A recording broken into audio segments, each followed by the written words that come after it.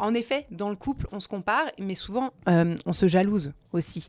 C'est-à-dire que moi, Même dans un couple. Ah bah bien sûr, ça se saurait si le couple était toujours sain. Oui, Mais c'est quelle idée.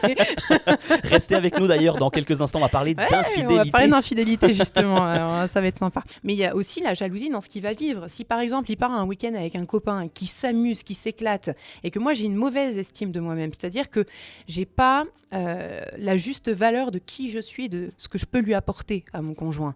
Et bien, s'il s'amuse, je vais pas le prendre comme « Ah, chouette, il a passé un bon moment, je suis contente pour lui ». Je vais le prendre Il s'est comme... plus amusé avec l'autre qu'avec moi. Voilà, au final, il n'a pas besoin de moi, parce qu'il s'amuse mieux avec les autres qu'avec moi. Et du coup, ça va me renvoyer à ma faille narcissique, à ma faille au niveau de l'ego. Mais à la différence... C'est quelqu'un qui aime faire tomber les filles. Un oui, don juan mais normalement. qui peut tomber amoureux également. C'est pas Il juste se prend à son propre piège. Ouais, exactement, Laurent. Il se brûle les ailes. Le petit oiseau qui se brûle les ailes, exactement. Et au bout d'un moment, il faut juste pas s'oublier, quoi. Donc, pourquoi on se lasse ? Si on se lasse, c'est qu'on n'a pas su jouer sur l'attente, jouer sur la frustration, mais la saine. La frustration qui permet d'attendre quelque chose, de dire vivement et trop bien. C'est un peu comme les personnes qui peuvent tout s'offrir tout le temps. Eh ben, si tu claques des doigts, tu peux tout offrir tout le temps. Ah, on en connaît des comme ça. Ben oui, mais du coup, bis à eux, big up. Le problème, c'est que du coup, dans ces moments-là, tu savoures plus forcément la valeur des choses. On va parler cette fois-ci d'infidélité, le sujet dont tout le monde veut qu'on parle. Attention, la pression. Ah, voilà. Alors, l'infidélité, déjà, c'est quoi la fidélité ? La fidélité, Laurent, mon cher Laurent. Est-ce que tu connais ça ? Oui, je connais. Non mais... Il est gentil. Pourquoi tu vas me faire passer ? Alors, la fidélité, en fait, c'est la constance dans la relation qu'on va avoir, dans les sentiments et dans l'affection. En fait, le problème qu'on a aujourd'hui, et je sais que je vais me faire des tonnes d'ennemis, mais c'est pas grave, j'assume, c'est qu'aujourd'hui dans la société, on confond fidélité, loyauté et exclusivité sexuelle ou affective. Oui, puisque tu m'en parlais hors antenne, oui. La fidélité, ce n'est pas que sexuel. Et non, la fidélité, c'est la constance. En fait... il y a plein de choses qui se mélangent, c'est-à-dire que la loyauté, par exemple, il y a une notion d'engagement. Je m'engage et je respecte mon engagement. Idéalement, afin d'éviter les thérapies de couple, et je sais de quoi je parle. Parce qu'on rappelle que tu es psychopraticienne et sexothérapeute et tu reçois régulièrement des couples. Afin d'éviter ces malentendus, c'est important déjà de fixer les règles dès le départ. Si on joue au Monopoly, mais que toi tu joues une règle qui n'est pas la mienne, au bout d'un moment, on va avoir un problème. Parce qu'on va avoir tous les deux envie de gagner, on va avoir tous les deux de l'énergie mise dans cette partie et au final on va se rendre compte à la fin qu'on ne jouait pas sur les mêmes règles. Donc c'est compliqué. Vous abordez le sujet qui fâche mais qui ne devrait pas. Chérie, c'est quoi pour toi la fidélité ? J'ai déjà eu en cabinet une femme qui me disait, alors c'est pas pour faire homme-femme parce que des fois ça s'inverse clairement, mais là pour le coup c'était une femme qui m'a dit pour moi mon conjoint est infidèle à partir du moment où il rêve d'une autre personne d'une façon érotique. Un des conflits du couple, c'était parce qu'il lui avait avoué qu'il avait fait un rêve érotique avec une personne imaginaire, mais qui n'était pas elle. Et du coup, pour le monsieur en question, la prochaine fois, faut rien dire. Faut se taire. Voilà, exactement.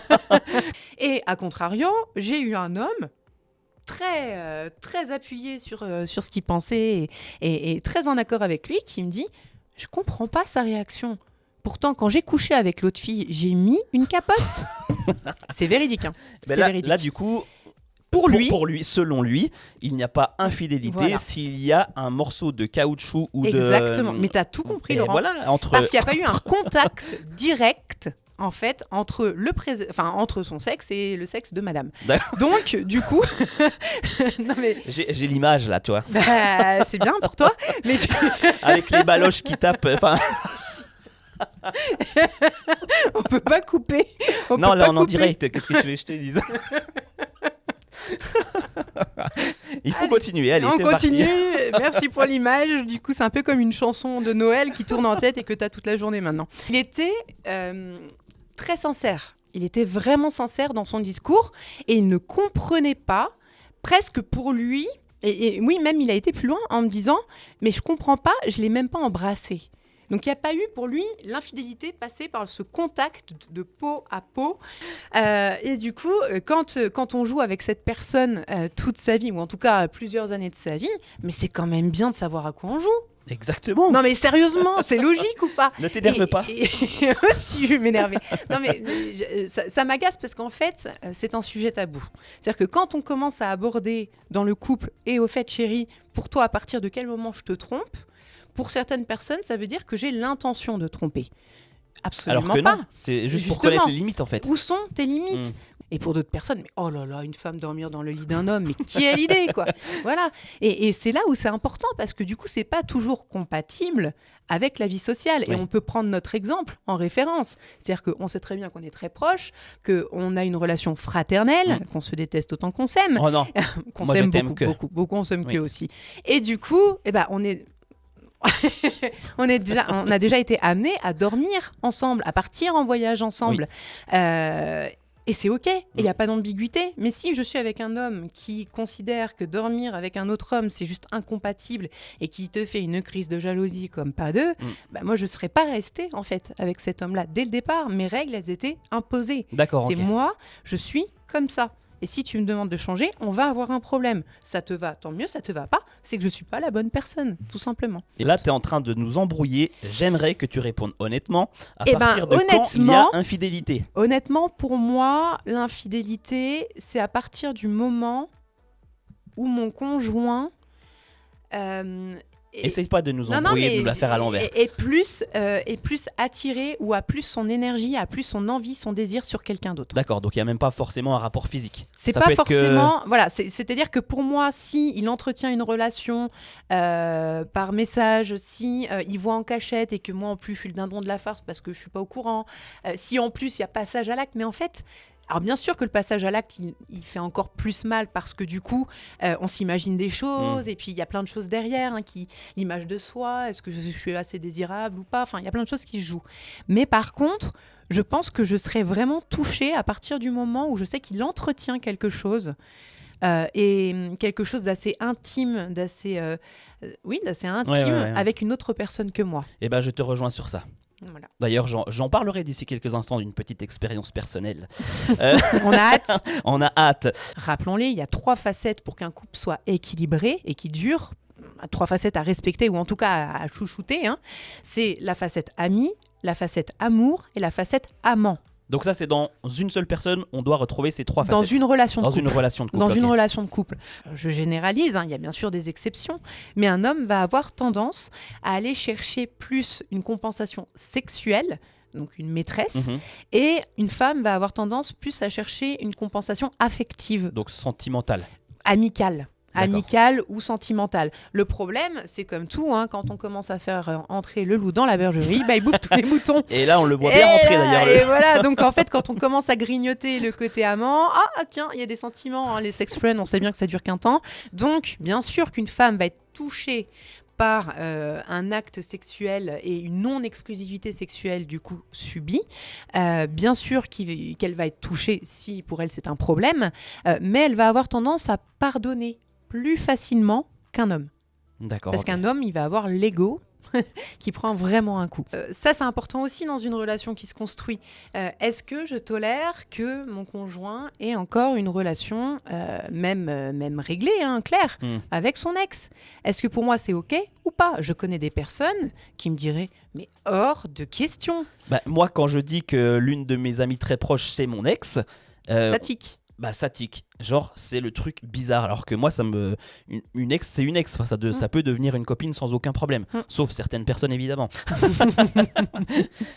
L'être humain n'est pas programmé pour être fidèle au sens exclusivité sexuelle, puisque c'est ça qu'on entend aujourd'hui, malheureusement, c'est erroné, mais c'est ça qu'on entend quand on parle de fidélité dans la société actuelle. On n'est pas fait pour manger toujours au même râtelier. Parlons clairement. On n'est pas fait. Voilà. Donc non, mais là, tu es en train de lancer un message à toutes les personnes Non, qui nous regardent. Non. Je dis pas, allez-y, open bar, les gars. Non, je dis juste qu'on n'est pas naturellement programmé pour ça. Ça veut dire quoi?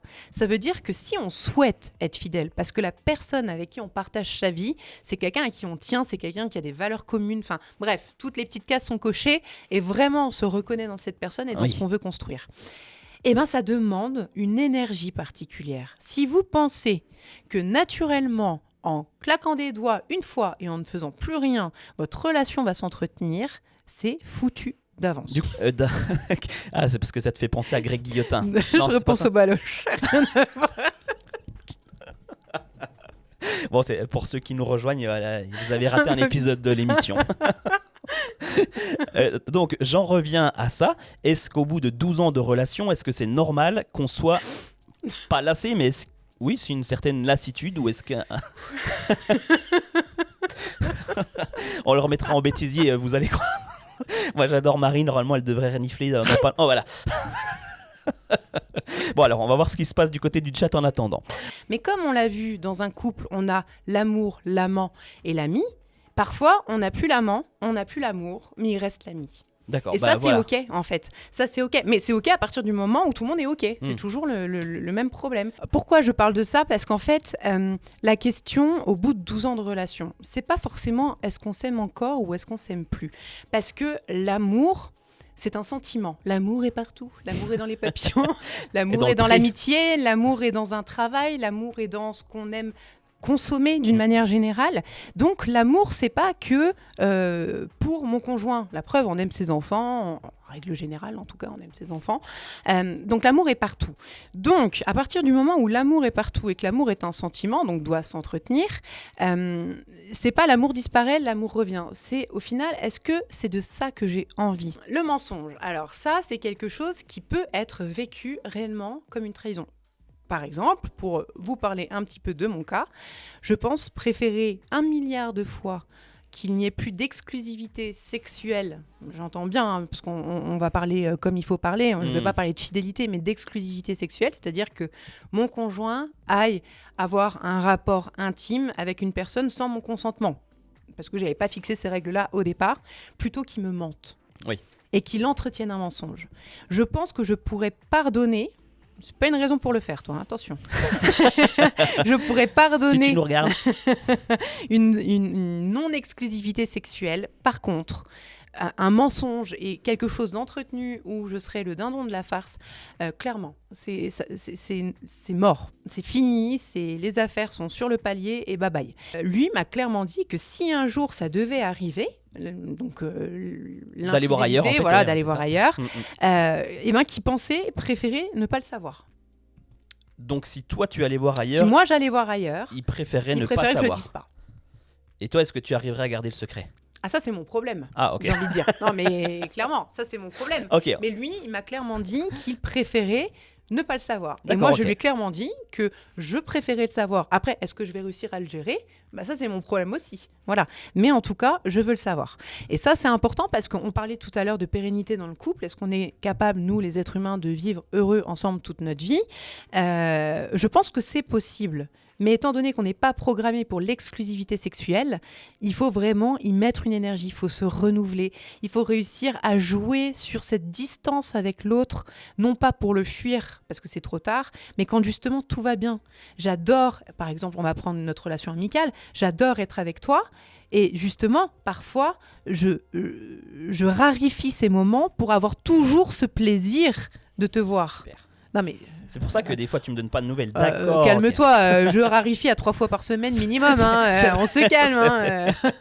Non mais voilà, parce que du coup, il y a cette rareté et toujours le fait d'avoir des choses à se dire, toi, d'avoir envie de partager, etc. Je vais apporter de la rareté. Ouais. Et du coup, dans le couple, c'est aussi important. Et malheureusement, quand on vit ensemble, c'est difficile de le faire parce qu'il y a une question de logistique. Mais il y a aussi le fait que si moi, j'ai mes limites et que pour moi, je suis fidèle à moi-même, mais que la personne qui partage ma vie est extrêmement jalouse, mais une jalousie qui lui appartient pour le coup. Ouais. Je vais m'éviter peut-être une soirée de conflit et d'assiettes qui volent en cachant les choses. Alors je suis d'accord sur le fait que du coup la relation n'est pas totalement saine, parce qu'on devrait pouvoir se dire les choses. Des fois ça peut limiter les dégâts, on va dire. Voilà. Et cette fidélité... est compliqué à atteindre si donc on ne fait pas en sorte de pouvoir l'atteindre, mais surtout c'est important. Je sais plus où je voulais en venir. Je sais pas, j'écoute pas ce que tu dis. Tu me regardes, tu dis oui. Je fais mais comme je ça, sais je pas. fais bien le poli. Je sais pas ce qu'elle Ah qu'elle si, dit. ça y est, c'est bon, c'est tout bon, c'est tout bon. Non, mais parce que je te vois me regarder avec des yeux de chèvre. Où c'est qu'elle va? Et puis, Qu'est-ce du qu'elle coup, raconte? Je tu m'as comprends rien. perdu. Tu m'as perdu, clairement. Je voulais donc dire qu'au niveau de la fidélité, on n'est pas programmé pour être fidèle. Par contre, on peut l'être si on y met une énergie particulière. Mais je viens de reperdre le bout du Non, mais truc. c'est pas vrai, mais elle est pénible Je te celle-ci. jure, je viens de reperdre le bout du truc. Ah si, voilà, on est tous capables. Ça y est, je le dis tout de suite parce que je vais le paumer. On est tous capables d'être infidèles. C'est ça que je voulais dire. C'est-à-dire que Ok. quelqu'un qui va dire « Ah non, non, non, mais l'infidélité, je suis incapable de faire ça », mytho. Mytho. Voilà, mytho. En fait, on est tous capables puisqu'en fait, on n'est pas programmé naturellement pour ne l'être. pas le faire. Ok, oui. Voilà. Pourtant, normalement, la personne qui trompe, elle sait à quoi s'attendre. Ça dépend parce que tu l'as trompé elle, mais tu as trompé tes valeurs surtout. Voilà. Ah, bah oui. Tandis que ton copain, là, lui, il avait certainement pas la fidélité, en fait, en tout cas à ce sens-là, Oui. en top one des valeurs au niveau du couple. Et du coup, il est tranquille, le gars. Il fait de mal à personne, il est fidèle à lui-même. Mais toi, Ouais, c'est pas bête mais en oui, fait. Hein. mais toi, t'as trompé, bien sûr, la personne qui avait confiance en toi, mais t'avais aussi certainement cette valeur de fidélité dans ton top one. Tu l'as trompé parce que tu t'es dit, je vais faire prendre l'air aux baloches. Et ben voilà, tu t'es fait mon ami. Et c'est pour ça. Mais Donc le en truc, fait, c'est que ça m'a servi de leçon. mais voilà, parce qu'en fait, tu t'es dit, ah bah ouais, ceux qui font ça, ok, mais moi, non, c'est pas pour moi. Puis je vous donne déjà rendez-vous le 10 janvier prochain, c'est un mardi, me semble-t-il, à 21h avec Elena pour le 2e numéro de Salon Privé. Et si vous voulez un rendez-vous avec Marie, ça se passe sur le site minddev.fr. Qui dit ça? Bah c'est moi. Ah, c'est toi? Ok. Tout à l'heure, tout le monde voulait prendre rendez-vous avec toi, donc Oui, voilà. j'ai je- plus beaucoup de créneaux là, il faut pas trop faire de pub. Hein. On va surtout poser des questions comme ça. C'est Bah bien. après, tu vois, t'es tellement bonne, enfin, tu expliques bien, c'est ça que je veux dire.